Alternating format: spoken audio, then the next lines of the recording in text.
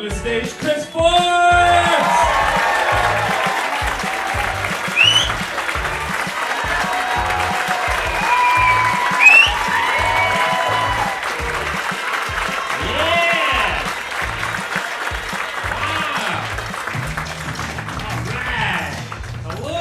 Ladies and gentlemen, how are you doing? Thank you so much for coming out here to the Glasgow Comedy Festival show that I've got on here at the stand. The last time I was here, I don't know if any of you guys were here. Were you? He's the only one that survived. The next day, the country closed down. Isn't that right?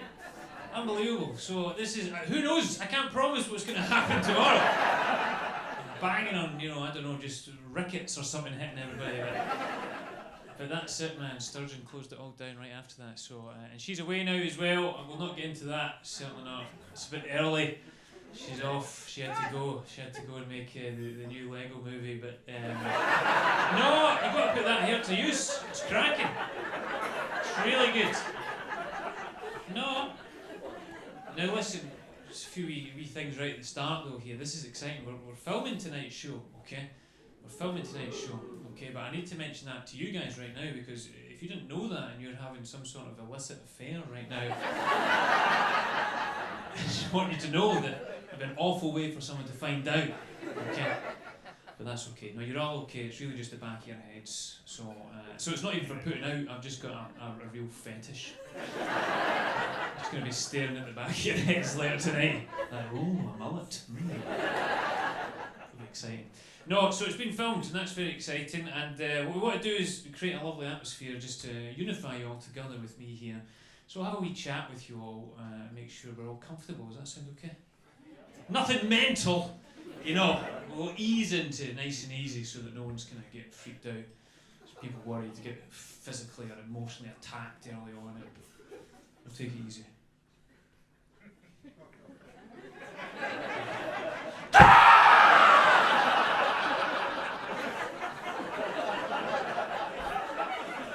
There will be some edge, so you have to be ready.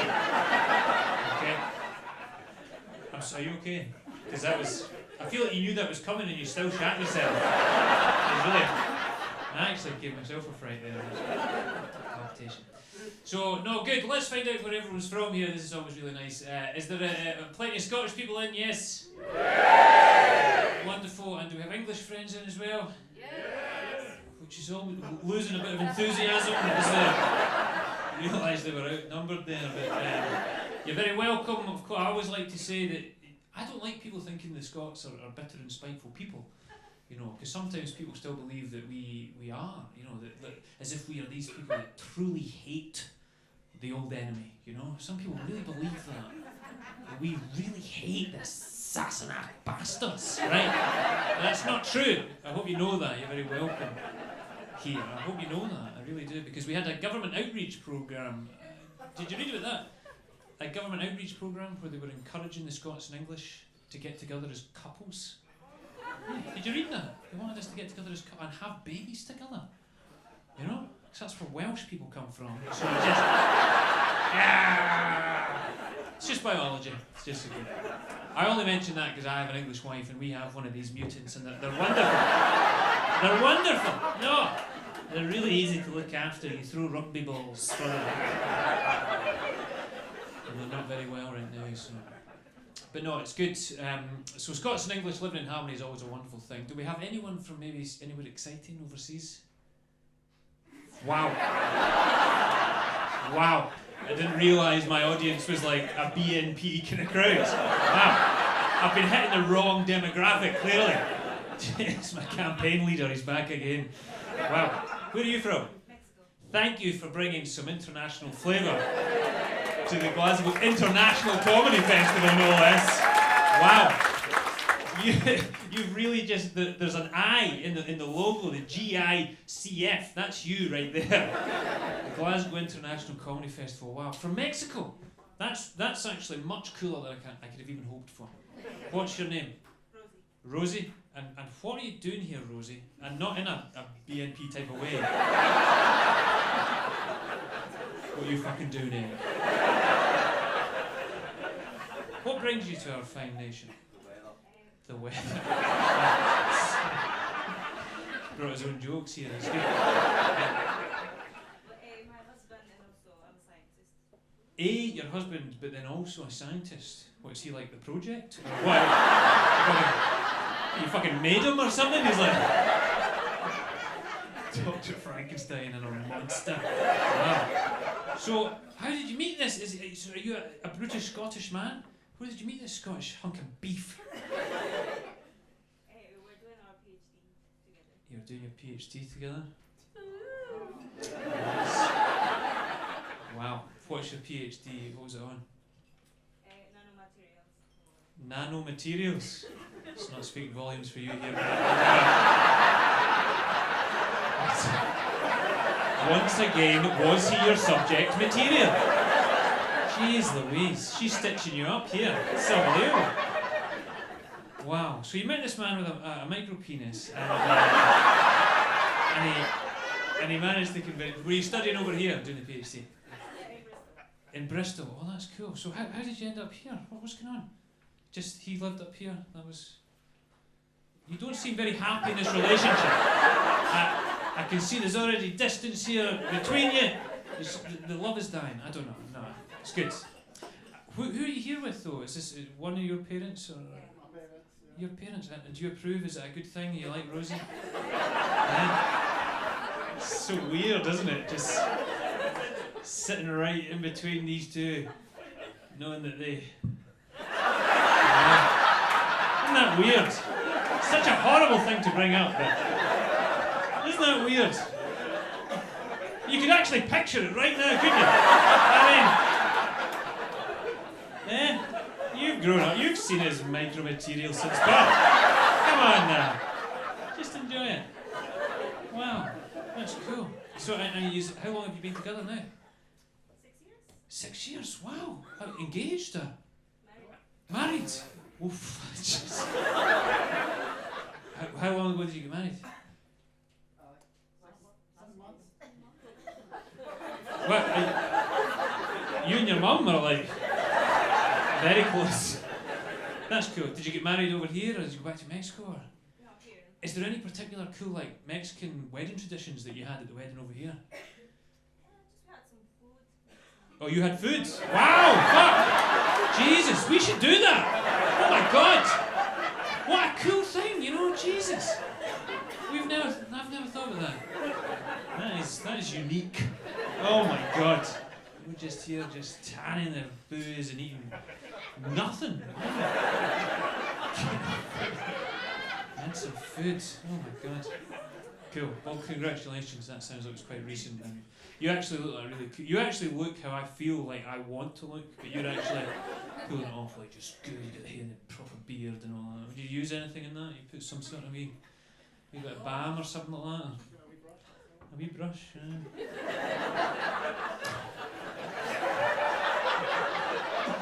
I don't know where I'm going with that. So.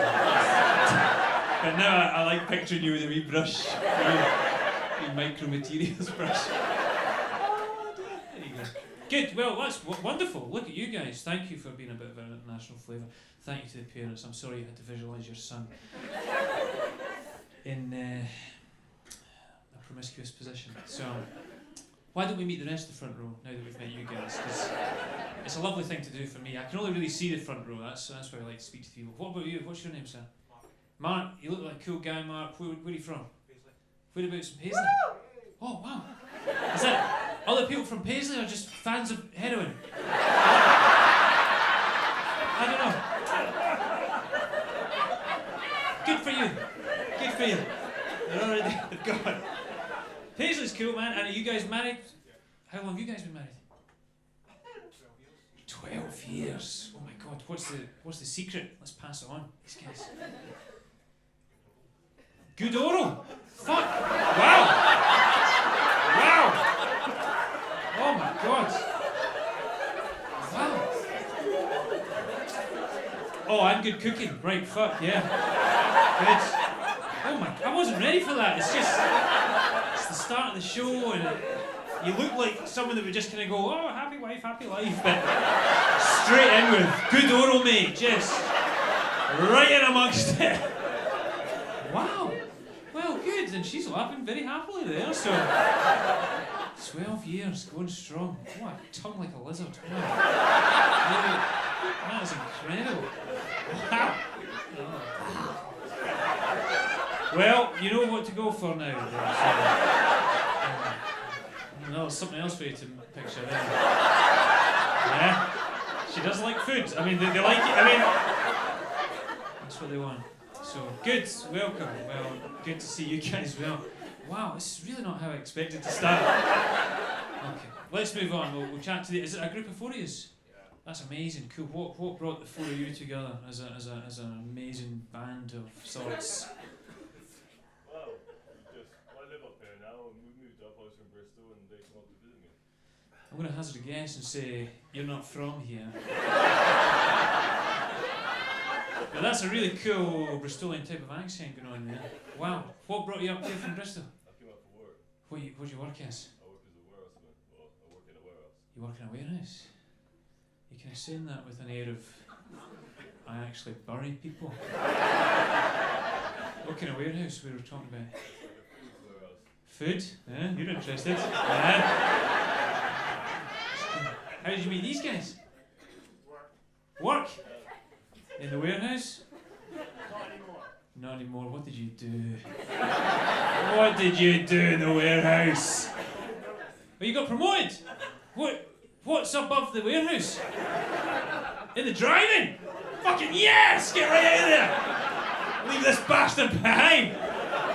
Fill me up! I'm better than you. Wow, that's cool, man. So you all over the country driving around? Not really, just down south in Bristol. Just Bristol. I'm starting to think it wasn't a promotion. I don't know. Starting to think they were going, we need to get rid of this guy. Right, get him out of here. 5 days a week. Good for you, man. Congratulations on the promotion. How about all work as well? How do you know them? School? Oh, nice, man. How long ago was that? When were you about in high school? 20 years. 20 years, man. That's a long friendship. Too long. 20 years, man. So what do you do? A train driver? Well, what the fuck are you doing here? Jesus Christ! That's too easy to say there. Who do you drive for though? Great Western? That's okay, I guess. It could have been worse, but it's okay. Okay, what about yourself? I met him at school. You met him at school as well? Yeah. But what, in the same class, or were you the janitor, or what's going on? Just those two. Cool. Well, I like you guys, but there's definitely something suspicious going on. I don't know what's going on in the warehouse. You're doing something to people. You're driving them down south. You guys are doing the heavy lifting. I don't know. But I regret interacting with you. No, you're wonderful, wonderful people. Welcome. I wish we had more time to speak to you because you've got a fabulous moustache. But we must crack on. We must crack on.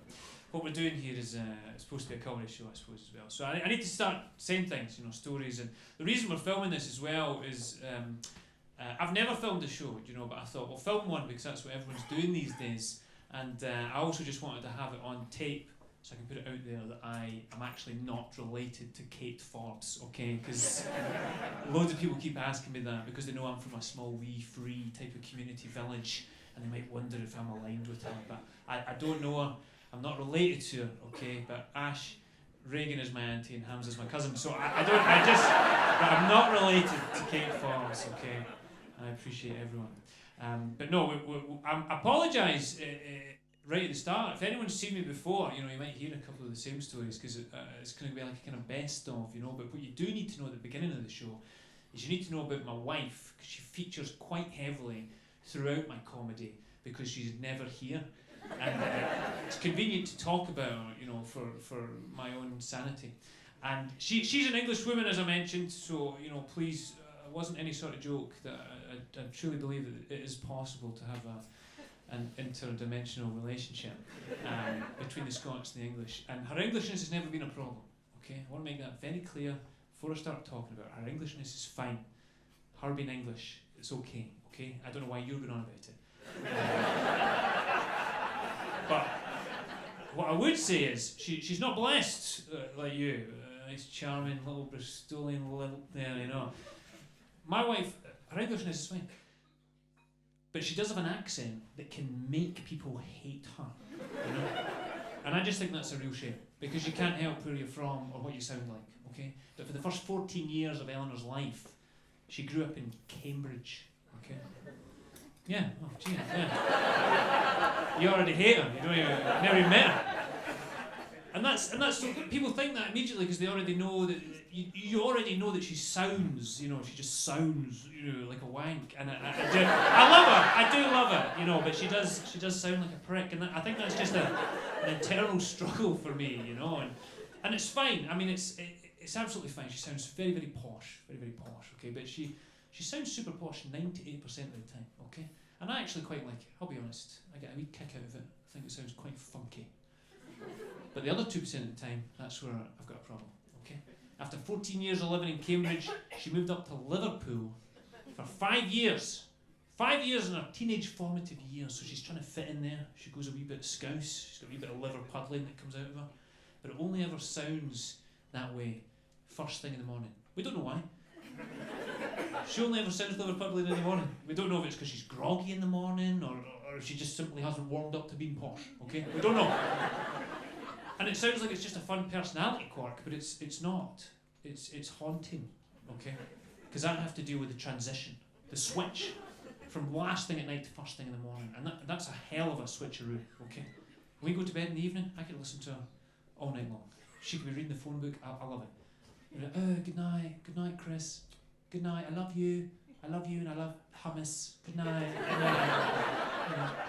I know I shouldn't have let her name the kids, but you know. Adorable, you know. But she wakes up in the morning.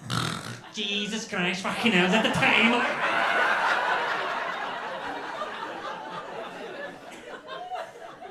And that's terrifying, you know.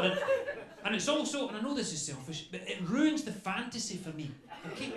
I have this fantasy in my head, and I know it's selfish, but when we go to bed together in the evening, I'm secretly in my mind, I'm going to bed with Kate Middleton. Okay? Then I wake up with Jamie Carragher. It's weird, you know. She doesn't look like Kate Middleton either, in case you're picturing her now. You know, I don't have like a big thing for the royals or anything. But I just tell her she gives off a real Kate Middleton vibe, you know. And I should make it clear, I'm not like a big pro-royalist or anything, but I'm also not a big anti-royalist. I'm just one of those straight down the middle, couldn't give a fuck what anyone thinks about the royals, okay? Each their own, I don't care. No, and the Queen died, you know, and sometimes people are worried about comedians talking about the Queen dying and they're going to be respectful, disrespectful. I could never joke about the Queen dying. I've only got fond memories, so, you know, what can I ever say about her? You know, I've only got fond memories. My God. You know, the amount of times I called heads on a Toyncoss. Oh my God. There was sweet Lizzie smiling back at me. Nothing but fond memories, okay? But what I am very aware of is that the British royal family get a lot of hatred up here, okay? They're very unpopular, I would go as far as to say.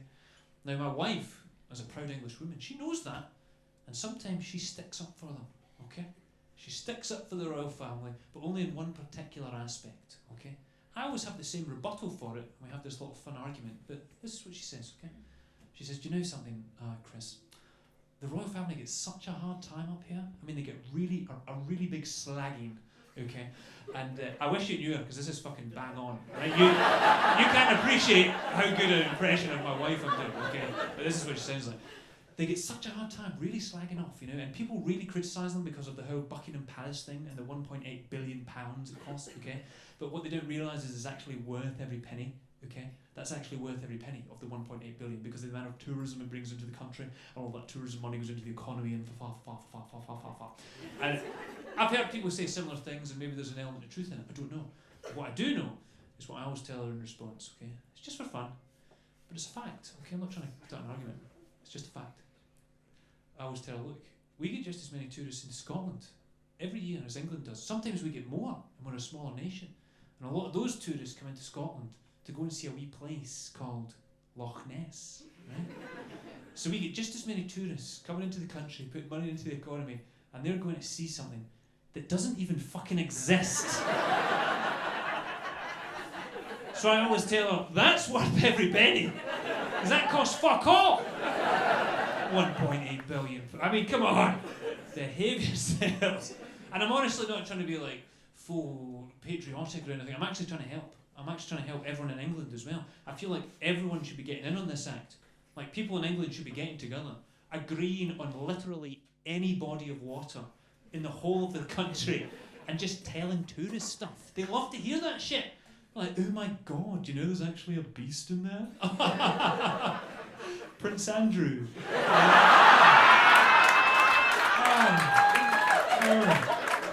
It's so easy, you know? I know that's too scary, so it wouldn't work. It's too scary. And no one would want to buy the merchandise. You know? I saw the monster. But you could do it, you know? He got the dogs, didn't he? I tell you what, obviously I would never disrespect the Queen or anything but that when she died, but that's the only thing that riled me. He got the dogs, he got the corgis. Dogs are my favourite thing in the world. I swear to God. Oh my God, I love dogs. And he got the dogs. Prince Andrew got the dogs, and it really annoyed me that he got the corgis. I was like, why did he get the dogs, man? You know? I know he's the best groomer, but it didn't sit well with me. It didn't sit well with me. I don't know. It's just facts, isn't it? I don't know. So that's us. We're down here. I like our accent, as I say. We've got a good thing going. We're living just outside Glasgow now. It's great. Very exciting, you know, and we were lucky, you know, because obviously, as I say, the last time I was here and then the world shut down, we were very lucky we got to go travelling just before everything shut down. We actually, I make fun of Eleanor's accent quite a lot, but I swear to God, my favourite accent in the world is an Australian accent. We got to go over to Australia. I already know there's no Australians in here, because she made that very clear at the beginning, that you weren't going to let any foreigners sneak in, and I actually fear for your safety because of this crowd. But the Australian accent is the most wonderful thing I've ever heard in my life, because it makes absolutely no sense. Over there, I mean, there's so much shit that can kill you, but because they sound so relaxed all the time, you never really know if you're in a dangerous situation. Because every other thing people said to me all the time was just, oh yeah, mate, oh yeah, really chill, oh yeah. But we were freaking out about stuff all the time, you know? There's a fucking shark! I'm like, oh yeah, Bruce, yeah. Didn't make sense. But the best example of this came, I swear to God, the very first day. We arrived, we were taken to our Airbnb house. This guy Andrew met us and he was giving us a tour of the house. Now he left us in the living room and we heard him from one of the back rooms shouting out to us with his cool wee voice going, hi mate, does anybody want to see a redback spider? And we were like, well, fucking no. No! Why do you sound so calm? Get out of the house! But he just kept shouting through, like, oh yeah, come on man. And I don't know why, but we started to like head towards it, you know? As if this cool accent was like a siren call, you know, like a mermaid attracting us to the rocks or something. Oh yeah. We went through, a morbid sense of curiosity it must have been. And when we got into the room, it was even worse than I expected, right? He was right in the face of this redback that was on the wall of above the bed that we were going to be sleeping in for 3 weeks, and he was pointing at it, real casual, just looking at us. And he went, hi mate, you want to know something? It's actually one of the deadliest creatures in the world. In the world. I thought he was going to fucking eat it. I swear to God. I thought, we're going to die here. I don't know if it's going to be the spider or this lunatic. We're going to die here, okay? And I'm waiting for him to do something. I thought maybe he was just showing off or being kind of cool, but he just stood there pointing at it. Oh, yeah. And I said, mate, what do we do if we see this and you're not around? I mean, do we call someone? We're not going to fucking oh yeah this situation. I need to know, is there a team? Is there a flamethrower? What happens? And he just went, nah, mate. All you do is you say, all right, sweetie. And then he just fucking crushed it with his thumb into the wall. And I'm stunned because of what he just told me. And I said, I thought you just told me that was one of the deadliest creatures in the world. And I swear to God, he just went, not anymore. What is that? What kind of accent is that, man? I don't know. I That's mad, you know. The Dutch one's good as well, isn't it? The Dutch accent is incredible. Not because of pure comedy stuff, TV and films and the whole smoking a pancake and all that. The Dutch accent is actually really cool because it does suit them. You know, their culture's very forward-thinking and laid-back, confident, you know, no inhibition, very confident, very liberal. That accent's beautiful. Oh my God, I heard the coolest sentence in my life over 20 years ago. It's still the coolest thing I've ever heard in my life, and I think it was only that cool because a Dutch guy said it, okay? Now this Dutch guy was called Maurice Lips, okay? It's a pretty cool Dutch name, okay? If he was Scottish and he was called Mo Lips, it's tough at school, okay? Maurice Lips was the coolest person in the world, oh my God. You have to know how I met him, okay, a bit of context. Because as I mentioned, I grew up in a wee place, okay, a wee tiny wee place called Pullew in the Highlands of Scotland, really, okay? That's where my family are from, a wee free Calvinistically repressed religious community where you go to church 5 times a day and you're still going to go to hell, okay? So when I got old enough, okay, to leave, I went travelling as far away as I could, okay? So I went all the way over to Asia, okay? One of these types of holidays where you meet up with people from all over the world and a wee guide takes you around. Incredible, okay? It was kind of like a gap year, okay? It was kind of like a gap year. But it was for 3 weeks, so I was first okay. But I met Maurice on this trip. My God, a Dutch fella. Even meeting a Dutch guy, so liberal. We shared a lot of the same rooms together because we were 2 single travellers. Sometimes I'd come back into the room, I'd see him just there, his leg up in the sink, he'd be shaving his balls. Okay? Like it was nothing to him. Just, oh hey Chris, you want to borrow the razor when I finish shaving my balls? You know, and I'm like, I don't even know if I'm allowed to look at mine. Forget mine. Incredible. Meeting this liberal, confident Dutch fella, amazing. But the line he said to me, oh my God. One day the guides, right, he took us all down for a massage at this parlour, okay? Not a dodgy place, an actual massage, okay? I'd never been for a massage before in my life, okay? It had never occurred to anyone to set up a massage parlour in the Pullew village hall, okay? And I'm sitting there, I'm nervous waiting to go in, okay? I couldn't even really put my finger on exactly why, but I'm sitting next to Maurice and he's just there, cool as a Dutch cucumber, man, you know? And he can see me being all fidgety and agitated, and he's going, hey Chris, man, what's your matter? Why are you so uptight? It's a massage, it's nice, you know, relax. He might have been Dutch, he might have had a stroke. I don't know. I'm trying my best here. I hope it's not racist.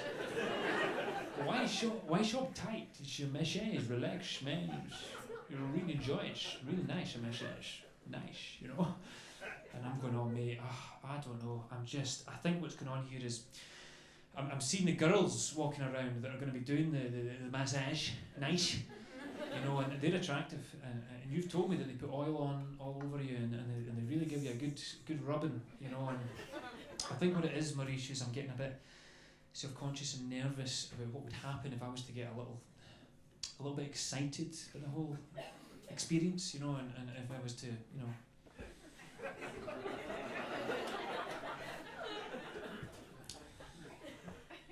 If I was to get a rager, Maurice, okay? And he just said this beautiful thing. Well, at first he said, what's a rager? Because he didn't know Scottish slang terminology, you know, and I explained it to him and he said, why are you so worried about that, man? Just relax. And I said, are you mad? What would you do if you turned over at the end and you had a massive erection? And he just went, I just wait for the applause to die down and let them carry on. Oh my God! Confidence to just say something like that. Oh my God, that's cool. Oh my days. But there you go. They're my favourites, you know. But no, I tell you something else. The other place we got to travel, incredible. We got to do our honeymoon in the February before everything locked down as well. So it was incredible getting to go on honeymoon. Now, me and Eleanor, we went on safari. Unbelievable experience. I don't know if anyone's been on a safari, but it's an incredible. It feels like a once in a lifetime type of experience, and it's incredible. A safari. Oh my God, we went all the way over to Africa to do a safari. Now, I don't know if you've ever been on a safari or if you've ever thought about going on a safari, but I swear to God, if you go on a safari, you'll do exactly the same thing I did. Okay, mostly the guys, but women as well. The minute it's booked, you'll go straight onto Amazon, okay, and you'll buy yourself a safari hat, safari shirt, safari shorts. You can get safari socks specific for safari. Okay, I got binoculars, I got the whole thing, man. Could not wait. My luggage was just safari shit. I couldn't wait to be Mr. Safari, okay? Now, when we went over there, we had to go via Amsterdam before we got to Tanzania, okay? Now, they lost our luggage en route. It got stalled in Amsterdam. Now, that wouldn't normally be a problem because it would normally catch up with you a day or two wherever you're staying. But when we landed, we were taken straight out on safari. Now, on safari, you move camp every single night. The reason they said was because we don't want the animals to pick up on your scent and then come and eat you. But I think that was just for the tourists, okay? But it did mean that we moved around every single night, and it also meant then that our luggage didn't catch up with us until day 5 of the safari. So we spent 5 days in the Serengeti in the clothes we travelled in. I don't care where you're flying. You could be flying to Spain, Millport. You fly comfy. You fly comfortable, you know? So we now have, in this digital age, I'm not exaggerating, I think we probably have about 2,000 pictures of me and my wife in the Serengeti in full Alessi tracksuits. And we show people that they don't even believe we've went. They just think we look like two Neds that broke into Edinburgh Zoo. It's ridiculous. Absolutely ridiculous, you know. But very fortunate to go. Very fortunate to go. We went to this place, the Ngorongoro crater. Oh my God. They kind of call it like a Garden of Eden. Because when you go down into this Ngorongoro crater, this hollowed out volcano, all the animals are just kind of chilling out together. It's not like the documentaries where they're ripping each other apart. You know, there's flamingos and gazelles and lions. It's all just chilling out. It's incredible to see. And that's actually down there where we got to see a rhino. And when we arrived, they said, if you get to see a rhino, it's very lucky. We can't guarantee that one. That's the hardest one to see. And there it was. In the Ngorongoro crater, we got to see a rhino. And it was incredible. It felt quite emotional. It was almost like a spiritual experience. This rhino, you know. And we couldn't get that close, but I think, see through the scope of the rifle, it was really beautiful.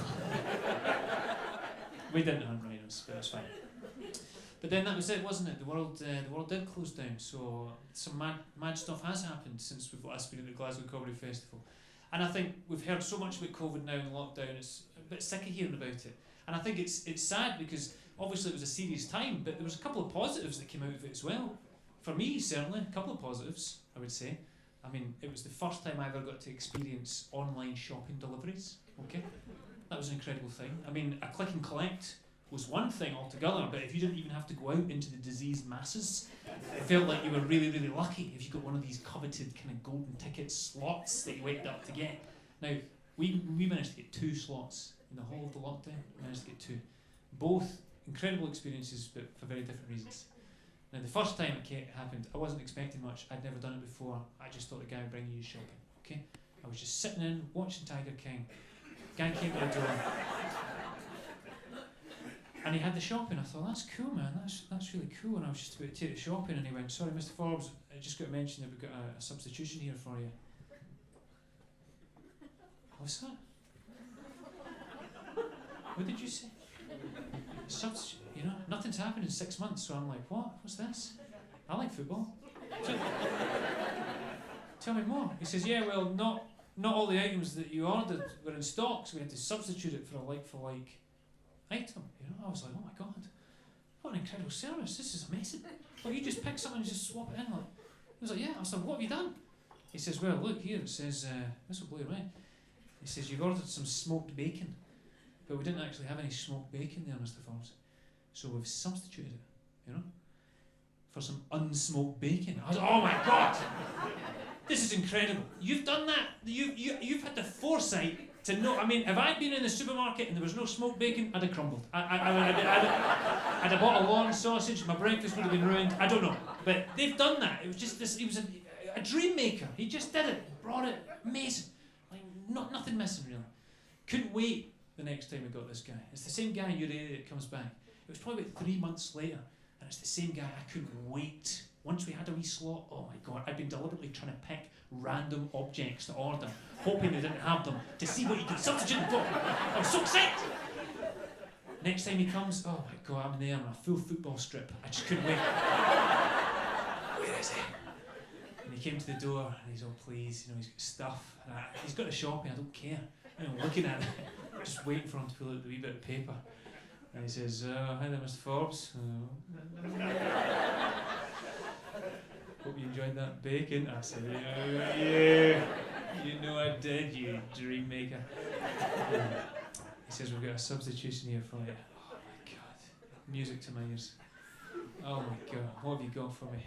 He says, well, now, you've ordered some toilet paper. And now, I knew what was going on at that time in the world, and people were being daft, and there were shortages, but I was thinking there's thousands of different brands of toilet paper. So actually, we could have really lucked out here, because sometimes you get to trade up. We could have ended up triple ply here, Well, this guy's capable of anything. I said, all right, yeah, what you got going for us then? What you done?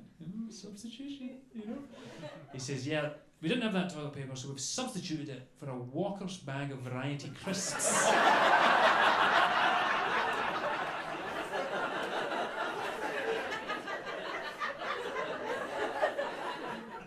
No, that's not like for like.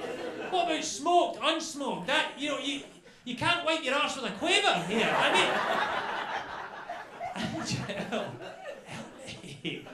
It's incredible. So that was two different experiences. Never again. That was the only 2 times we managed it. My God. But that was, I tell you what, you come through lockdown together with someone as well. That's an incredible experience, knowing that you came through being locked together with a loved one. You really find out you love them as well, which is a good thing. You guys, you just got married 6 months ago, but you had the lockdown together. You probably came through that and thought, I guess this is real shit, because it's a lot. My God, was there? How did you propose? Was it probably around kind of COVID times, or were you engaged all the time? Just after lockdown. I don't know. People say that, and it sounds like you've just come out of the bleakest time of your life. It's kind of like a call of desperation, isn't it? It's like, don't leave me! No, good for you. That's good. Because it's just that I think as well that there's always something that makes you realise, I think, that the person that you want to spend the rest of your life with is the thing, And that's nice. Maybe that was part of the thing. You came through that together. Sometimes people say, oh, for us it was just love at first sight. That didn't happen, obviously, but it took a lockdown for you guys to realise, that's good.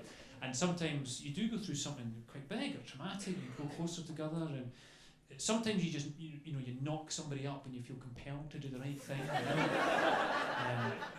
But there's always something, and for me and Eleanor there was a very particular thing. Years ago, I knew she was the right person for me from quite an early on stage, okay? It didn't need a lockdown to prove it to me. From very early on, I knew Eleanor was the right person for me because we started to do something together. Okay? It was the weirdest thing in the world to start to do together, okay? And I don't know how to describe this in a normal way, because then I'm going to describe what the very non-normal thing is. But I realised I was never going to meet anyone else in the world that was willing to do this one thing in particular with me without at least questioning it, okay? That was the key thing, We started to do this one thing together, and it was so weird, and neither of us even raised an eyebrow, okay? And in my humble opinion, that's a really good indicator of true love. If you can be as weird as you want in front of another human being, and they just go, yes. It's a beautiful feeling, okay? And I'm going to tell you the weird thing that we do, okay? But you must keep an open mind, okay? Because you all do weird things in your own houses, okay? So don't judge us just because I'm telling you ours, okay? Just you do your thing. I don't know, leaving your socks on. I don't know. This is just what we do, okay? From time to time, okay? What my wife and I like to do, from time to time, it's not like we do it every day. From time to time, what we like to do when the moment strikes, we like to pretend we're dead. Okay? Now, come on. Now, not in a necrophiliac kind of way, okay? Not if that's where you've gone in your minds. We're not shagging each other's corpses here. Okay? You have to let me explain, okay? If anything, it's even weirder than that, okay? But what we do is, in the middle of a conversation, okay, or just sitting watching the television, one of us will just pretend to die. Right? Quite dramatically, but always very seriously. It has to be believable, okay? Sometimes with a kind of, oh, goodbye, never forget me. And we'll slump down dead, not moving on the floor, okay? Just in the house, we're not maniacs, okay? Now, this is the important bit. The other one of us then has to jump into action and revive our fallen partner and bring them back to life to prove that we love them, right? And you do it in any different ways. That's part of the fun. You can be creative, you know, like pretending you're in a medical drama, you know. I need a crash cart on a scalpel! Stat! I'm not gonna lose this one! You know, but it can be simple things like even just tickling them till they come back, or human buckaroo actually became very popular during lockdown. We were getting really creative, just stacking stuff on each other's fallen corpses, you know, until they just had enough and they came back. And like, oh, you got me, you know, you must love me, you weirdo, you know. And I know that's weird. I know that's weird. Yeah. And potentially tragic, you know, one day it's going to be heartbreaking. You know?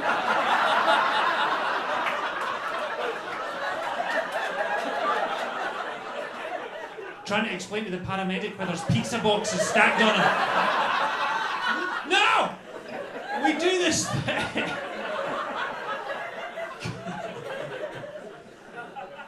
But it's nice though as well. It's a nice thing, I think. In the meantime, you know. So try that, you know, if you want to see where you're at in your relationship. I don't know. Not if you're too old, you know, there is a cut-off. Where it's genuinely concerning every time. You know, so.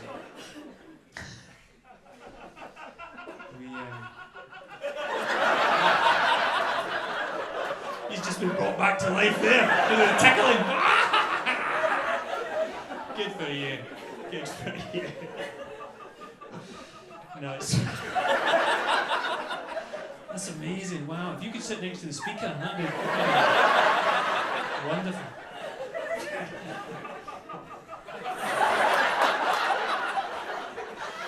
Wow. That's is he okay? Wow. He's gonna die. That's amazing. Wow. Just take your time, enjoy it. That's it. Wow. Technically, you're actually laughing at the image of my dead wife.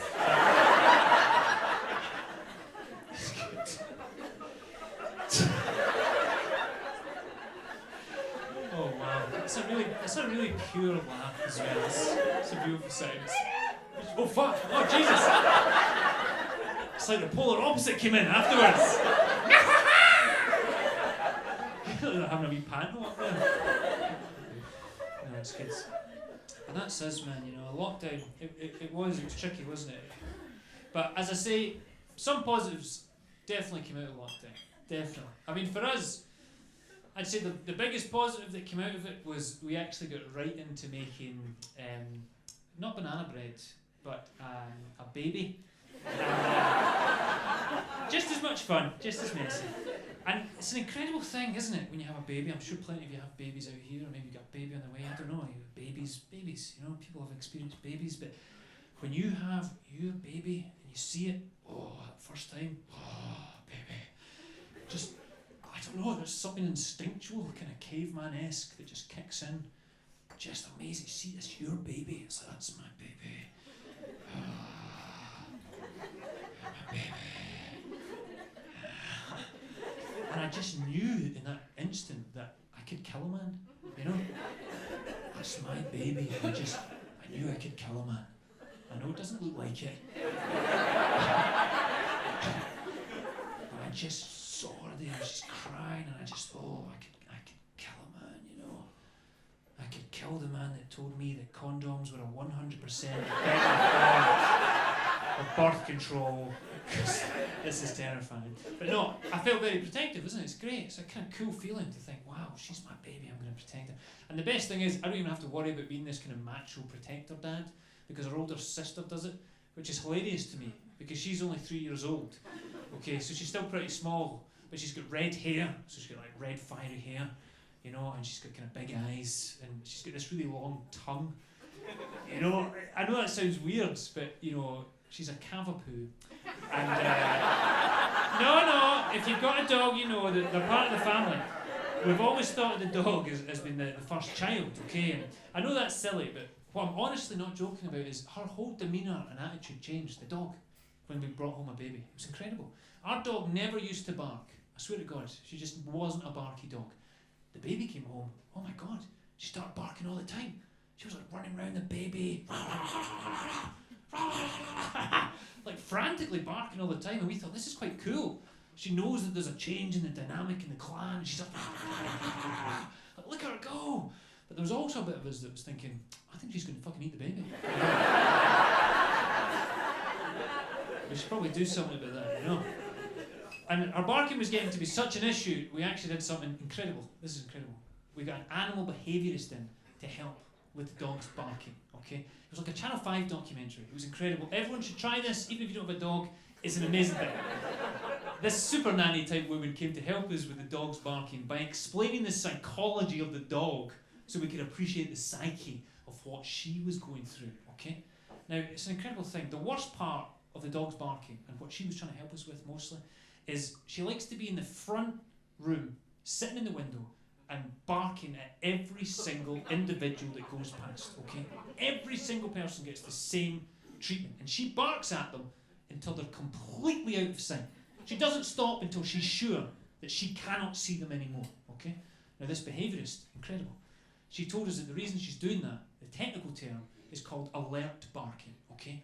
She thinks that she's alerting you guys to what she thinks is potential danger. And the reason that she barks at them until they're completely out of sight is because in her little doggy brain, she truly believes the only reason each individual isn't coming in and killing the whole family, including the baby, is because she is barking at them until they're completely out of the vicinity. So then it was like, oh my God, what a shift she's putting in for us now. She's doing that for us 24 hours a day, 7 days a week. Her nerves are absolutely frayed, man. You know, she can never relax. She's always on this. She can't never do it. The lady explained to us she can never not do it because it's worked 100% of the time. So if she ever doesn't bark at someone and they come in and kill the whole family, the dog will be like, no! I let my guard down. Incredible. So I started loving it. I actually started really enjoying the barking. But that's not the best bit about it, okay? The reason I love her barking now so much is because every time the dog barks, okay, she follows the same pattern, okay? The minute she clocks someone, she does loads and loads of big barks. Loads and loads of big barks. And then right at the end, she does one little tiny bark, okay? Just a wee bit of punctuation. And it's the most beautiful sound you'll ever hear in your life. It can be anyone, okay? But the minute she sees someone, the postie, she's off.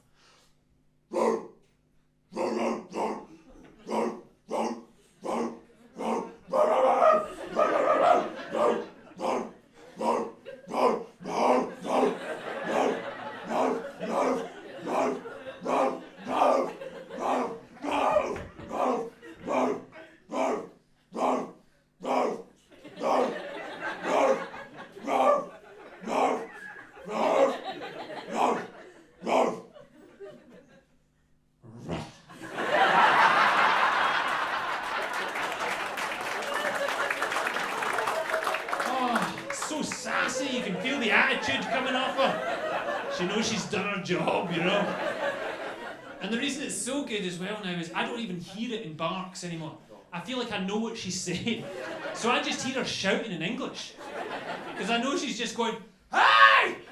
Hey, fuck off! Fuck you, fuck off! Stay away, there's somebody out here! There's somebody out! No, I'll kill you! I'll kill you! How about that? I can still see you! I can still see you! Fuck off! Fuck off! Get out of here! Fuck off! Fuck off! Fuck off! Fuck off! Yeah, that's what I fucking thought.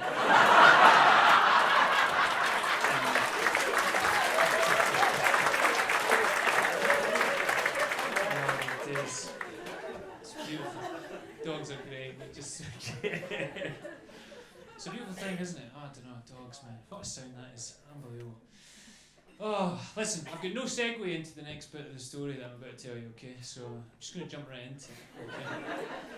Because you'll be like, that's funny, he's got a guitar there, but he hasn't even looked at it, okay? But I'm going to use it, okay? But it comes at the end of quite a long story, right? I'm going to tell this story that I told a few years ago, and some people sometimes say, what about that story? Like, you never tell this anymore. Probably because I felt it too hard at the time, okay? But really, it's just a funny tale, okay? It's just a funny story. I'm going to relive it tonight, sing the song, and then never have to do it ever again. Okay? You're like, what the hell is it? It's not that bad. Okay. Sometimes I love stand-up comedy. Okay, it's absolutely my first love. I love doing it. Okay. Sometimes I get to do the odd acting job as well. Okay. Occasionally I've tread the boards, you know, or done a little bit of television or something. But once in a blue moon, if you're in the kind of acting world, you might get fortunate enough to get an audition for something that's like really massive, really big. Okay, and that happened to me one time, okay, and people used to like hearing about this, okay, so this is my Brad Pitt audition story, okay. I had an audition for a Brad Pitt film, okay, it was called Eliott, right. Now I was so excited about that audition, and I managed to ruin it, all of my own doing, purely by the simple act of overthinking the situation, okay. That's all it was. I just completely overthought. Now, all I should have been doing when I went down for this audition down to London in front of this very highly powerful casting director was to be sitting outside the room, okay, just going over the lines that I had to learn for the audition. I should have just been sitting there, okay. There was only 3 of them. It wasn't a big part. But all I should have been doing was going over these 3 lines, okay. The scene was with Brad Pitt. Oh my God. I'm sitting there, all I should have been doing is going, sir. Yes, sir. I know him very well. Sir. That was the 3 lines. Okay. All I should have been thinking about was those 3 lines. Sitting outside going like that. Sir. Sir. Sir. Sir. Sir. Sir. Yes, sir. I know him very well. Sir. I know him very well, sir. I know him very well. Sir. What? I should have just been doing that. Sat there. Amazing. But I wasn't. Okay. That was the problem. That was my downfall. But all I did was just start thinking. And I'm sorry about that. Because what I was actually doing, sitting outside, waiting for this audition of a lifetime, was sitting there going, Brad Pitt. Can't believe I'm going to do a film with Brad Pitt. Bet we'll be good friends. I'll just play it all cool on set, you know, I'll be like, alright mate, how's it going? You're like, not bad yourself. Maybe I'll just build up enough confidence when I can say to him at some point, hey mate, look, I hope you don't mind me saying, but I really love that film A River Runs Through It, Robert Redford, 1992. And he'll say, hey, Chris, is it? Oh, that's pretty cool of you to say that. Most people just talk to me about World War Z and stuff like that. And I'd say, nah, that's shit. Maybe a wee pause because he doesn't know I'm just like joking or having a wee bit of banter. And then he'd go, you're funny by the way. And I'd say, well, I'm a comedian. And we'd be getting just closer and closer. And he'd say, hey, we should hang out, Chris. You know, do you want to grab a beer after this? And I'd say, yeah, Brad Pitt, I'd love to grab a beer. You know?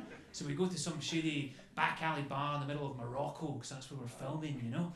And we'd be just getting closer in our friendship, and he's opening up to me as he gets drunker and drunker, and he's telling me about how much he hates Hollywood and how difficult the uncoupling with Angelina Jolie was, and how he wishes he could just get away from it all. And I'd say, listen, Brad, I've actually got a campsite in Pellew in the Highlands of Scotland. We could go there, man, just live the simple life together, you know? And he'd say, yeah, Chris Forbes, let's do that, you know? And me and Brad Pitt would just walk off, leave the film production, you know, and fly all the way back, move up into a caravan in Pellew, and we'd start fishing all like the rivers and lochs up in Gairloch and Wester Ross, and it would kind of just be like A River Runs Through It, only now he's like Robert Redford and I'm like Brad Pitt, you know. And then maybe one day we're fishing in a river and he slips and he falls in and he's drowning, and I save his life, and as I pull him out of the water he looks up at me and he says, thank you Chris Forbes, I owe you my life. And I'd say, don't worry about it, Brad Pitt, that's what best friends are for, you know? And all this time the Hollywood press, they're probably like, where the fuck's Brad Pitt, you know? No one knows where he's disappeared to until some little sneaky little snoopy little local takes a picture of us on a tandem bicycle cycling through Aknasheen, you know? And they send it into all the papers, and then someone in the Hollywood world runs one, and a headline says something like, but not necessarily, the curious case of Brad Pitt and Chris Forbes, you know? But all this time, we're just ignoring it. We're growing closer and closer to the point where I actually asked him to be the best man at my wedding, and that comes as a real shock to my brother, because I'd already asked him, you know? And then the wedding day will come around, and we're standing there at the altar. It's me and Eleanor and my best friend, best man, Brad Pitt. You know? And the minister's doing his wee bit where he says, if anyone here has any reason to know that the... And Brad Pitt goes, stop! I can't let you do this, Chris. I love you. And I'd say, fuck, I love you too, Brad Pitt. But I can't be with you like that. I love Eleanor, you know? We do this thing, we pretend we're dead. And he'd say, I understand, Chris. And he'd leave, he'd walk out of the church, everyone would watch him go, you know, and it's really sad, it's heartbreaking. No one would hear from him for like 3 weeks, you know. And he'd wash up in a river that we'd been fishing in not that long ago. We did such a nice time there. And he's dead, he's killed himself. And he's got a little message that he's left and a little tag around his neck. And they open it up and he reads it and it says, I gave Hollywood my life, but Chris Forbes my heart.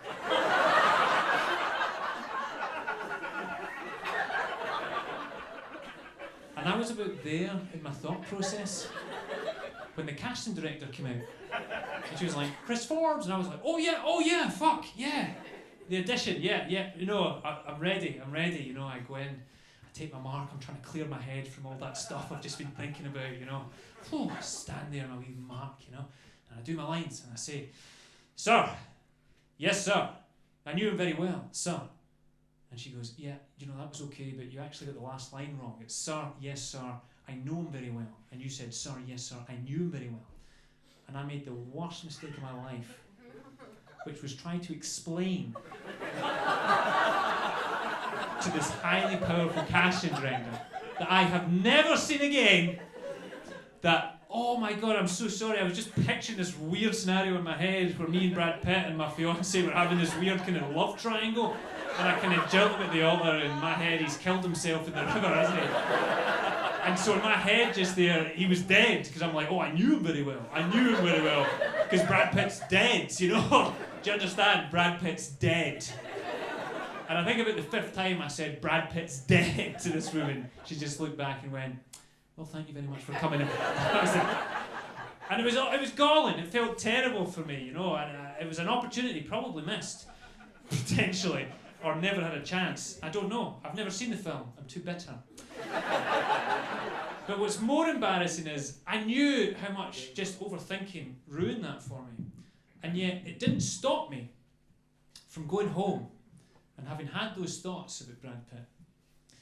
I wrote a song about what would have happened had I got that part and had me and Brad Pitt met each other, become really good friends, and then closer than friends, and then ended up together. I don't know why. But it helped me process the situation, okay? Now I'm going to sing that song, and there's never an easy way of picking up a guitar, so I'll just do it in an awkward silence.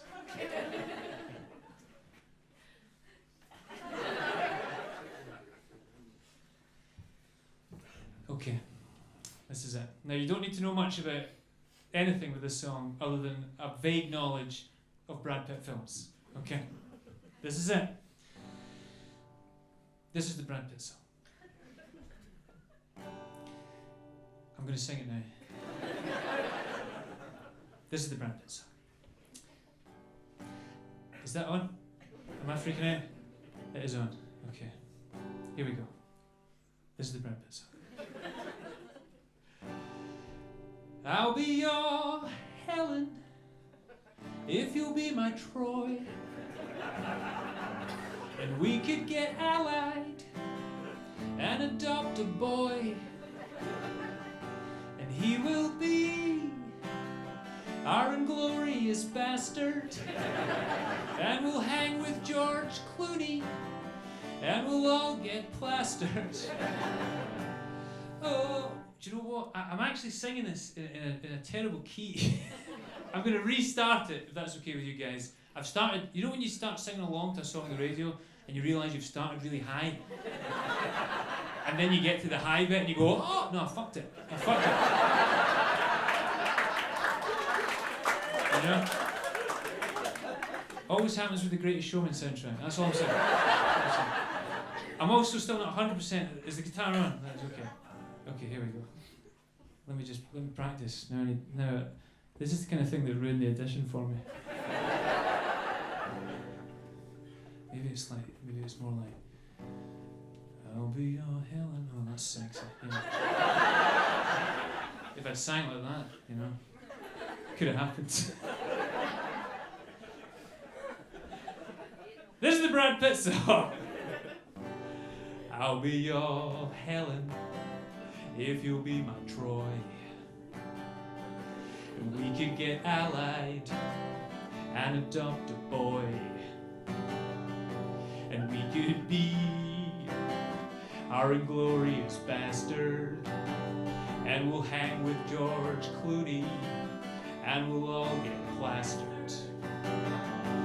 Oh, a river runs through it. The curious case of Chris, Forbes and Brad Pitt.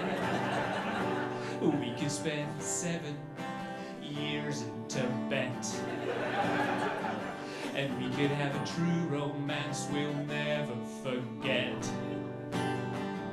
Like Thelma and Louise, we're an unlikely match. But I like your money ball, and you like my snatch. Yeah. Oh, a river runs through it. The curious case of Chris, Forbes and Brad Pitt. I'm ashamed to admit it also has a wee bridge in the middle. And I would swim oceans for you. 11, 12 or 13. I'd join a club and fight for you. If you know what I mean. You're truly sent from above. The first rule of our club will be love. Oh, a river runs through it. A curious case of Chris, Forbes and Brad Pitt. Everybody! Oh, a river runs through it. The curious case of Chris, Forbes and Brad Pitt. Thank you very much, ladies and gentlemen, for indulging me. Thank you. Thank you so much for coming out tonight. Big thanks to the Stand Comedy Club. I've been Chris. Thank you. Good night. Chris.